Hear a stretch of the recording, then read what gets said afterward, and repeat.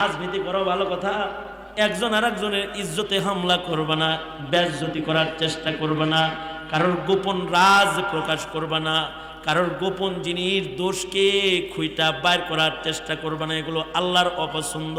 কারণ বান্দা বান্দাকে বেইজ্জত করুক, এটা আসমানের মালিক আল্লাহ তাআলা এটা পছন্দ করে না। এটা হলো একটা কথা। তবে আমি যে কথাটা আসল কথা যেটা বলতে চাই সেটা হলো এই, আল্লাহর রাসূল এই হাদিসেরই আরেকটা অংশে বলেন যে লাউ কানা জুরাইজু ফাকিহান, জুরাইজ যদি শুধু আবেদ না হইয়া আলেমও হইতো তাইলে জুরাইজ মার ডাকের উত্তর দিত। তার মানে 1000 চিল্লা লাগাইলে একটা মৌলবীর সমান হইতে পারবি না। পীরের কাছে বায়াত হইয়া তাহাজ্জুদ পড়তে পড়তে কপালে ঘা বানায় ফেললো, মোল্লার উপরে উঠতে পারবি না। আবেদ আবেদ, আলেম আলেম। কারণ ফাকিহুন ওয়াহিদুন আশাদ্দু আলা শাইতানি মিন আলফি আবিদিন। 1000 আবেদকে শয়তানের ধোঁকা দিতে যত কষ্ট না হয়, একটা মৌলবীরে ধোঁকা দিতে তার চেয়ে বেশি কষ্ট হয়। এই কারণে সাধারণ পাবলিক অন্যায় দেখে চুপ থাকলেও মৌলবী যাকাত খেয়েও চুপ থাকে না, গর্জন দিয়ে দাঁড়ায় যায়, গর্জন দিয়ে দাঁড়ায় যায়। কারণ আলেমের কাছে কি আছে? আলেমের কাছে ইলম আছে, তার কাছে ইলমের চোখ আছে, ইলমের নূর আছে। যার ইজ্জত বাঁচানোর জন্য আল্লাহ তাআলা দোলনার বাচ্চাকে কথা বলাইছে। অবশ্য হযরত জুরাইজের একটা অপরাধ হলো তিনি আবেদ বড়, কিন্তু আবেগে পইরা মায়ের বদদুয়া লয়ে লইছে। হাদিসে আছে যে উনি দুনিয়াতে গিয়ে আবেদ জঙ্গলের ধারে ইবাদত গাহ বানায়া তারপরে উনি ইবাদত করতেন। সারা রাত নামাজ পড়তেন, সারা দিন রোজা রাখতেন, মানুষের সাথে মিশতেন না, ইবাদতের গভীরে পৌঁছাইতেন। এলাকার মানুষ ওনারে এত সম্মান এত আদর করত যে গাছের পয়লা ফলটা ওনারে খাওয়াইত, ভালো খানা রান্না করলে এটা ওনার ঘরে পাঠাইত। কিন্তু একদিনের ঘটনা, ওনার মা এসে ওনাকে ডাকতেছে, জুরাইজ দরজা খুলো, আমি তোমার মা আসছি। হাদিসে আছে হযরত জুরাইজ তখন নামাজে দাঁড়ায় রয়েছে আর চিন্তা করতেছে, সলাতি ওয়া উম্মি, সলাতি ওয়া উম্মি। একদিকে আমার মা আর একদিকে নামাজ, নামাজ পড়বো না মার ডাকে সারা দিব। উনি নামাজে দাঁড়ায় রয়েছে, মা নিরাশ হয়ে চলে গেছে। আর একদিন মা আসছে, একই ঘটনা ঘটছে। হযরত জুরাইজ নামাজে আছে, জুরাইজ চিন্তা করে নামাজ দামি নাকি মার ডাক দামি। সলাতি ওয়া উম্মি, হযরত জুরাইজ নামাজে দাঁড়ায় রয়েছে, মা নিরাশ হয়ে ফিরে গেছে। তৃতীয়বার আবার মা আর একদিন আসছে, এসে দেখে হযরত জুরাইজ নামাজ পড়ে। হযরত জুরাইজ ডাকতেছে, জুরাইজ জুরাইজ দরজা খোলো বাপ। হযরত জুরাইজ তখন নামাজে চিন্তা করতেছে, সলাতে ওয়া উম্মি, একদিকে নামাজ একদিকে মা, মার ডাকে সারা দিব নাকি নামাজ পড়বো। হযরত জুরাইজ নামাজে দাঁড়ায় রয়েছে, কিন্তু মার রাগ হয়ে গেছে, সন্তান 3 দিন আসলাম, দরজা খুইলাম, মার চেহারা দেখলি না, জবান দিয়া বদদুয়া বের হয়ে গেছে, তাহলে বেশ্যার চেহারা দেখিস। চলে গেছে হযরত জুরাইজের মা। মায়ের বদদুয়া তো, মা বাপ যদি কোনো দোয়া করে ওইটাও আসমানে চলে যায়, মা বাপ যদি কোনো বদদুয়া করে ওইটাও আসমানে চলে যায়। এই মা আছে কার কার? মা আছে, বাপ আছে? মা বাপ যাদের আছে, হয়তো মা আছে নয়তো বাপ আছে, একজন আছে আর কি, অথবা দুইজনই আছে। হাত তোলেন। আপনাদের দুয়ার ভান্ডার এখনো বাঁচা আছে, হাত নামান। বদদুয়া নিবি না, মায়ের বদদুয়া নিবি না। মায়ের বদদুয়া ইবাদত দিয়েও ঠেকান যায় না। অনেক সাক্ষাকারী হইলেও মায়ের বদদুয়া ঠেকান যায় না, অনেক হজকারী হইলেও মায়ের বদদুয়া ঠেকান যায় না, হাজত গুজার হইলেও মার বদদুয়া ঠেকান যায় না। মা বাবার দোয়া আর আল্লাহর মাঝখানে কোনো পর্দা নাই। হযরত জুরাইজের মা বদদুয়া দিয়ে দিছে, বদদুয়া লাগিয়ে গেছে। ওই এলাকায় একটা জারত জন্ম হয়েছে, অর্থাৎ যেই মেয়েটার বিয়ে হয় নাই তার বাচ্চা হয়েছে। এলাকার লোকেরা কয় এই বাচ্চা কই পাইলি? তো মেয়ে কয় এটা জুরাইজের বাচ্চা। মার বদদুয়া লাগছে, তোহমত দিয়ে দিছে। এলাকার লোকেরা যারা জুরাইজকে আদর করত তারা জুরাইজের ইবাদতখানায় যায় ঢিল পাথর মারা শুরু করেছে। দরজা ভাঙ্গা হযরত জুরাইজরে বাইর করে নিয়ে আসছে, ইবাদতখানাকে আগুন দিয়া জ্বালায়া দিছে। বন্ডামি করো, আমরা জানি ইবাদত করো, আসলে জেনা করো, বাচ্চা হইছে জেনা। হযরত জুরাইজকে রুসওয়া করছে, গায়ে হাত পর্যন্ত তুলেছে। হযরত জুরাইজ কয় এত আদর, এত মোহাব্বত, এত ভক্তি, আর এখন এত শক্তি কেন, কঠিনতা কেন, কেন অত্যাচার করো আমার উপরে? কয় কেন জানো না? ওই মেয়েরে চেনো না, ওই বাচ্চাকে কি চেনো না? ওইটা তোমার বাচ্চা, জেনা করো নাই। হযরত জুরাইজ কয় কোন বাচ্চা? আমার কাছে নিয়ে আসো। বাচ্চাটাকে কাছে এনেছে।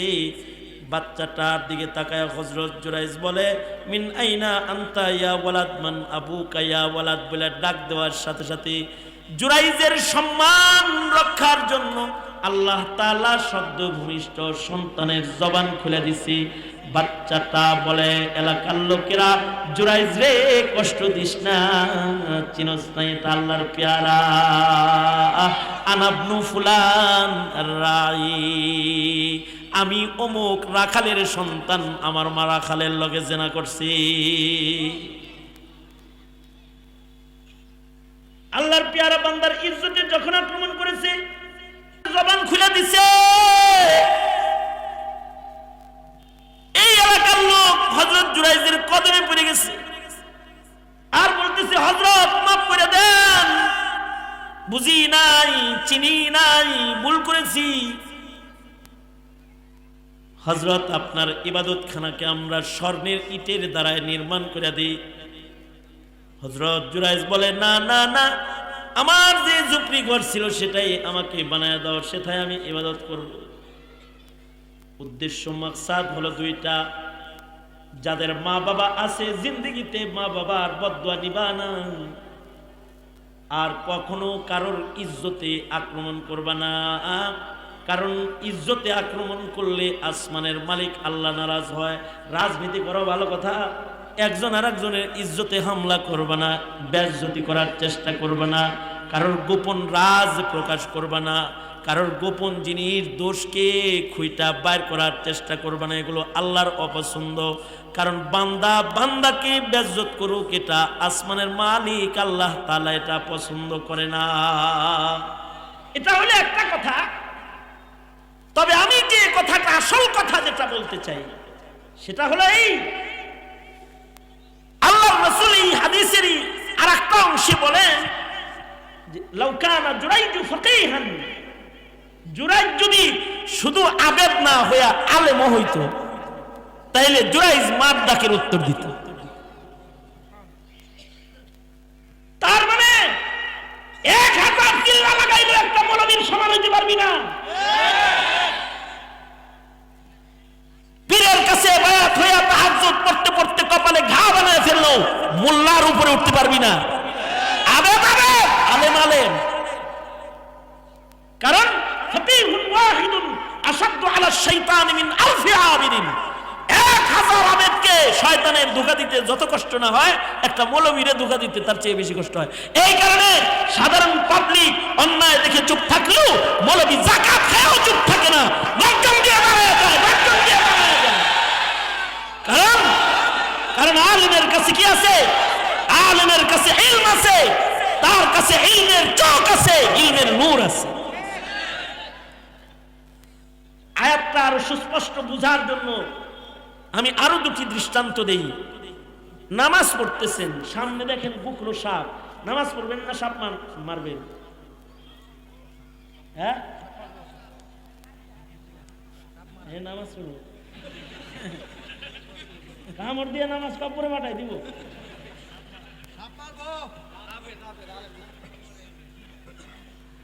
নামাজ পড়তেছেন, সামনে বুকরো সাপ আছে, যদি ইলম না থাকে তাহলে নামাজে খাড়ায় থাকবে সাফার কাম খাও মগর নরম সরুম সেজদা দরকার এবার কপালের উপরে ছেদ এলাবে এই আরো বুঝেন সন্তান পানিতে পড়তেছে আপনি নামাজে দাঁড়ায় রয়েছেন আওয়াজ শুনেন কান্নার যে পড়ে গেছে আপনি যদি নামাজ পড়েন পানি খেয়ে মরবো আর আপনি যদি নামাজ ছাড়েন একটা সন্তান বাঁচবো বলুন তো ফিকাহ কি বলে ফকিহ কি বলে নামাজ পড়বেন না বাচ্চা ধরবেন আগুনে পড়তেছে একটা বাচ্চা চুলার দিকে যাইতেছে চুলার দিকে হামাগুড়ি দিয়ে দিয়ে যাইতেছে লাল লাল দেখা যায় ধরবো আর আপনি নামাজ পড়তেছেন দিক কালাইছেন মনে মনে ভাবেন নামাজও কি দেখা যায় হ্যাঁ নামাজের ভিতরে ফ্যান দেখো আর ওইটা দেখা যায় না না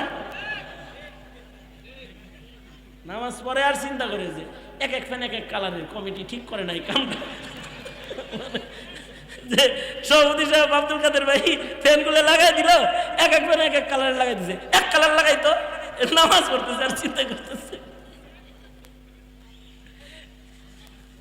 যেই জাতির এই নামাজ ওই জাতি কি নামাজের ভিতরে দেখে না যে বাচ্চা আগুনে পড়তেছে যদি দেখে তখন কি নামাজ পড়বে না বাচ্চা ধরবে ইসলাম বলে বাচ্চা ধর সেম আল্লাহর রাসূল বলে জুরাইজ যদি ফকিহ হইতো আলেম হইতো তাইলে নামাজ বাদ দিয়ে মা দরজা খুলতো আর চেহারা দেখতো আল্লাহর রাসূল কিন্তু হ্যাঁ ওয়াইসুল কারনিকে বলছে আমার কাছে আসার দরকার নেই মার খেদমত কর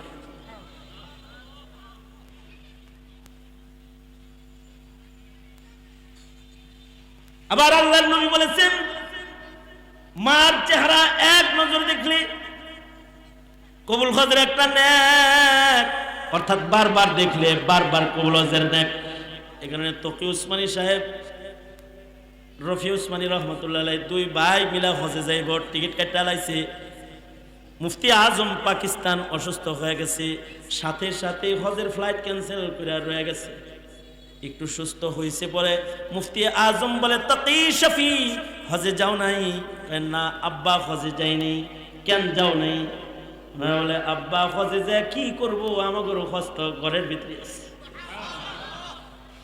হজ করে যে সওয়াব পামু আব্বা আপনার চেহারা দেখে তো এই সওয়াব পামের জন্য টিকিট করা হজ সাইরা দিয়া আপনার চেহারা দেখার জন্য বাড়িতে রয়ে গেছি জাস্টিস তকি উসমানী বলে আমার দুই ভাইয়ের মাথায় হাত রেখে আব্বা একটা দোয়া দিছে আব্বা মরে গেছে কিন্তু এমন কোন বছর নাই যে বছর আল্লাহ তাআলা বারবার আমার ঘরে কাবা দেখায় না আব্বার এক দুয়ার বরকতে প্রতি মাসে মাসে মাসে মাসে বাইতুল্লাহ দেখার দরজা আল্লাহ খুলে দিছে সুতরাং আলেম তো আলেমই এ কারণে আল্লাহ বলেন কুল হাল ইয়াস্তাবিল্লাযীনা ইয়ালামুনা ওয়াল্লাযীনা লা ইয়ালামুন যার ইলম আছে আর যার ইলম নাই দুইজন সমান না টাকাওয়ালা ইলমওয়ালা সমান না জাহেল আলেম সমান না চোখওয়ালা চোখ ছাড়া সমান না রাসূল বলেন আলেমের দাম ইসলামে অনেক ইদা ফাকিহু মানুষের দাম আছে কিন্তু ইসলামে যখন আলেম হয় কেউ তার দাম অনেক ফজলুল আলিমি আলাল আবিদি কা ফজলি আলা আদনাকুম তাই এই যুব সমাজ কখনো কোন আলেমকে মোল্লা বলে গাল দিবা এ মোল্লা এটা বলবা